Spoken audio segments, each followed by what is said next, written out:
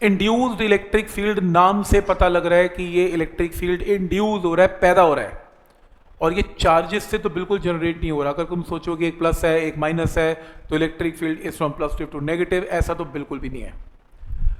आपने EM waves कर लिया। ईएम वेव में क्या सिखाया था? Changing magnetic field produces changing electric field, और changing electric field produces changing magnetic field. वही तो हो रहा है। किसी ने क्या कहा, एक मैग्नेटिक फील्ड का रीजन ले लो, ये देखो प्लस, और इमेजिन करो यहां पर एक रिंग ले लो, एक रिंग ले लिया आपने, कंडक्टिंग रिंग है, और आपने फील्ड यहां बढ़ाना शुरू किया बोर्ड के अंदर। सोचो अगर आप फील्ड बढ़ाओगे तो रिंग को पसंद नहीं आएगा। रिंग क्या करेगा? अपना बी कैसे कर लेगा? बाहर। और इसमें करंट कैसे पैदा करेगा? एंटी क्लॉकवाइज, क्योंकि बी बोर्ड के अंदर बढ़ रहा है। बी बोर्ड के अंदर बढ़ेगा तो उस केस में क्या होगा? रिंग अपना बी बाहर कर लेगा, और करंट कैसे होगा? Anti clockwise. तो उसी तरीके से अगर बी बोर्ड के अंदर बढ़ रहा है तो इसमें इलेक्ट्रिक फील्ड पैदा हो जाएगा, क्योंकि चेंजिंग बी प्रोड्यूस चेंजिंग ई, और वो इलेक्ट्रिक फील्ड की जो डायरेक्शन है वो इंड्यूस करंट के साथ चलती है। अगर इंड्यूस करंट एंटी क्लॉकवाइज है तो इलेक्ट्रिक फील्ड भी कैसे? एंटी क्लॉकवाइज की तरफ होगा। क्यों होगा? क्योंकि इंड्यूस करंट कैसे है? Anti clockwise. ऐसा क्यों? क्योंकि ये अपना बी कैसे पैदा करने वाली है? बाहर।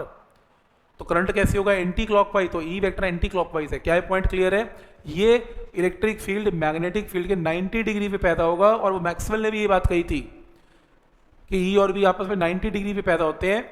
इस पैदा हुए इलेक्ट्रिक फील्ड को इंड्यूस इलेक्ट्रिक फील्ड बोलते हैं। तो इसे यही मेंशन किया हुआ है कि अगर आपने कंडक्टर को मैग्नेटिक फील्ड में रख दिया और मान लो मैग्नेटिक फ्लक्स बढ़ा रहे हो तो इसमें करंट पैदा होगा, तो इसमें इंड्यूस्ड इलेक्ट्रिक फील्ड भी पैदा होगा, और तब तक रहेगा जब तक आप मैग्नेटिक फ्लक्स को चेंज कर रहे हो, तब तक इलेक्ट्रिक फील्ड भी रहेगा, इंड्यूस करंट भी रहेगा, इलेक्ट्रिक फील्ड भी रहेगा। बड़ी इंपॉर्टेंट प्रॉपर्टीज हैं इलेक्ट्रिक फील्ड की जो पैदा हुआ। सबसे पहली चीज, ये फील्ड नॉन कंजर्वेटिव है, जबकि हमने इलेक्ट्रोस्टैट्स में फील्ड क्या किया था? कंजर्वेटिव।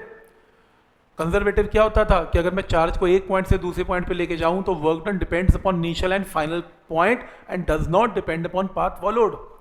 पर इसके अंदर it depends upon path followed. तो अगर एक चार्ज को एक पॉइंट से दूसरे पॉइंट पे लेके जाओगे इस इलेक्ट्रिक फील्ड में, वो पाथ पे डिपेंड करता है, वो नॉन कंजर्वेटिव है। तो पहली प्रॉपर्टी ये है। और मुझे पता है ई डॉट डी एल क्या होता है? ईएमएफ, और ईएमएफ का फॉर्मूला फेराडेज लॉ से क्या जनरेट होगा? Minus d phi by d t. तो ये इक्वेशन इसमें वैलिड है। तो फॉर्मूला याद करना है, कैसे यूज करना है न्यूमेरिकल में सिखाऊंगा। नेक्स्ट है इंड्यूस इलेक्ट्रिक फील्ड है same magnitude at every point. तो अगर आप इसके ऊपर कोई भी पॉइंट लेंगे रिंग के ऊपर तो इलेक्ट्रिक फील्ड एंटी क्लॉकवाइज होगा, और ई की वैल्यू हर पॉइंट पर विल रिमेन सेम। तो ई सेम रहेगा। Being non conservative, concept of potential has no meaning for it. Potential का कॉन्सेप्ट इसमें चलता ही नहीं। क्यों? पोटेंशियल कैलकुलेट कैसे करोगे? पोटेंशियल का कॉन्सेप्ट था वर्क डन अपॉन चार्ज, और वो कॉन्सेप्ट तब चलता था जब पाथ फॉलोड वो नहीं देखा जाता था। इसमें देखा जाएगा तो पोटेंशियल यहां पर कैलकुलेट नहीं होता किसी एक पॉइंट पर।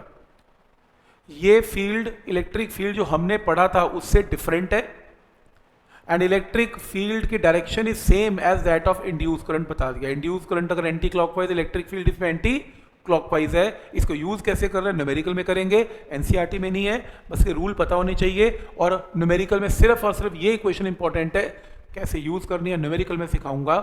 पर ये अभी थ्योरी की फॉर्म में इसको यहां तक याद करना है इन पॉइंट्स को।